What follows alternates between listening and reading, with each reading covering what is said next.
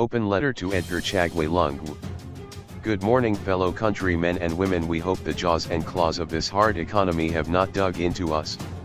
My president, let it be put on record that unlike others I'm not a cotter. I write this because I am a Zambian national. Many things have gone wrong under your leadership. Corruption has increased, and this we see with the cases of misappropriation of funds that have seemingly become a trend now amongst civil servants. You have lost grip of the nation. You have focused on being a tourist by flying overseas at every given opportunity. When neighboring Zimbabwe their president came back when things got too bad, you choose to go at every opportunity. You are supposed to be a father figure, but what father runs away from his home when hunger strikes the household? You are by far the worst economic performing president I have experienced in my entire 2 decades in this nation. Even the corruption-plagued Chiluba reign performed better. You are acting as a coward when you are supposed to be the bravest man in the land.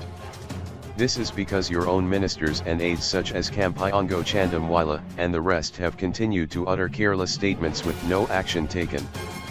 Others such as Chito Tila were fired before for corruption, but now you take them back and refuse to fire them even when evidence is overwhelming against them.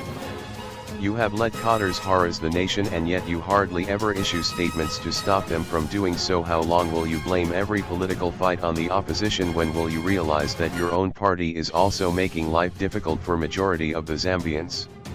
Your police wing is infested with cotters and not professionals. Remember, Kabi Lalaran was killed by his close people. Gaddafi was overthrown by the same army he controlled. You will dance to your music one day. Let's hope the rhythm will be to your liking.